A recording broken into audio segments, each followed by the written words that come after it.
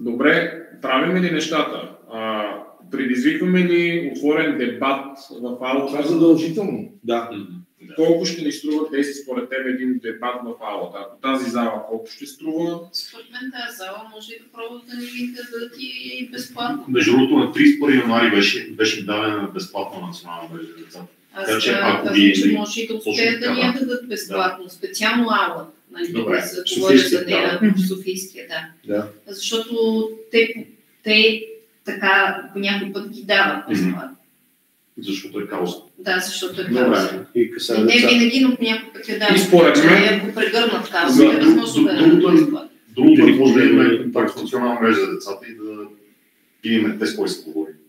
Има едно интервю, които сега са за, те преди бяха против. Те са много, има част, които са за, които са против. Значи, последните бяха за. Контакт на хората, които са давали вече безплатно, които са там за дата, просто дали ще дадат на нас, има само един начин да се разбере. Окей, взимаме безплатно. За да го позиционираме събитието, ние трябва да го пуснем платено. Тук, ако Влади може помогне как да бъде PPS, Price през клик и пред клик да бъде по-малко или каквото и да е. Окей, но за мен не става, мисля, аз тук оборвам Стефан, че нещата не се получават без пари. Стават с някаква сума, може да не е голяма сума, но те се получават само с пари си още. Защото това не е само зала. В смисъл и на Лекстол, който е бил, е видял, че имаше екрани, че имаше видео за снимане, че имаше хора, които се занимават, че имаше отпред други, дето посрещат смисъл. А ти искаш и охрана съвсем да снимава.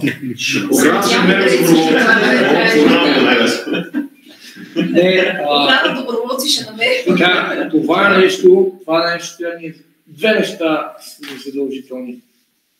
Този дебат или покана за дебат, като покани към всички такива опоненти. И да го позиционираме на всички медии, да отидем в BTV и да кажем искаме да предизвикаме всички противници на споделеното родителство в аулата на Софийския на еди кога си.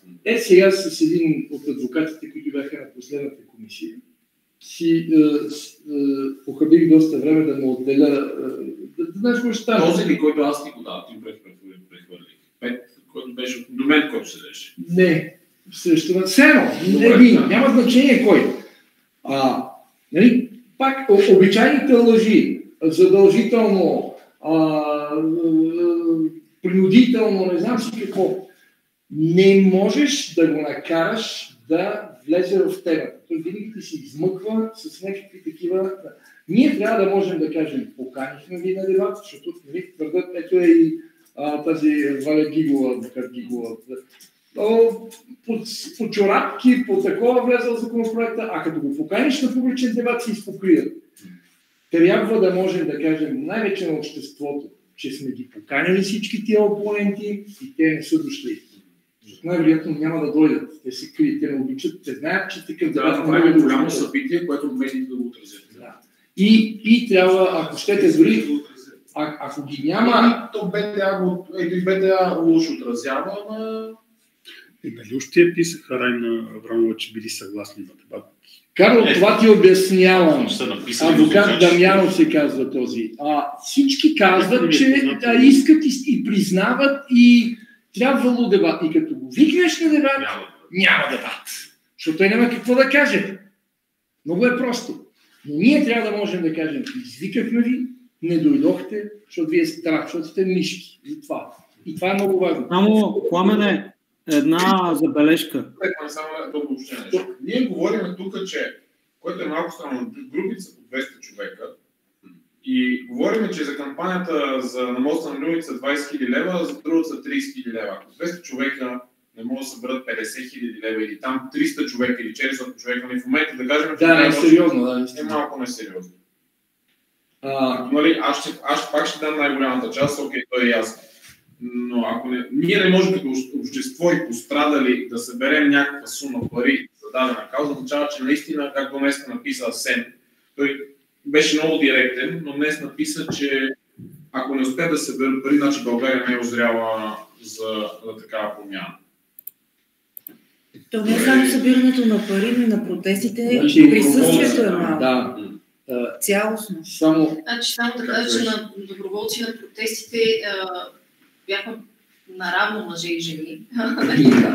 И то обикновено беше някой от екипа на Слави, Карло, Пламен и така. Обичайните заподозрени, които да подпрат стената за снимки и разни такива неща. И аз вярвам, че като гледам, нали, колко са тук в групата, се може да дойдат 10 мъже да помогнат, нали, не ние жените да мъкнем разни неща. Не, че нямаме мускули, нали, ама така и така казвате, нали, жените такива. За мен не е нормално споделено родителство, 3 момичета да мъкнем материали, нали, докато другите мъкнат. Точно така. Защото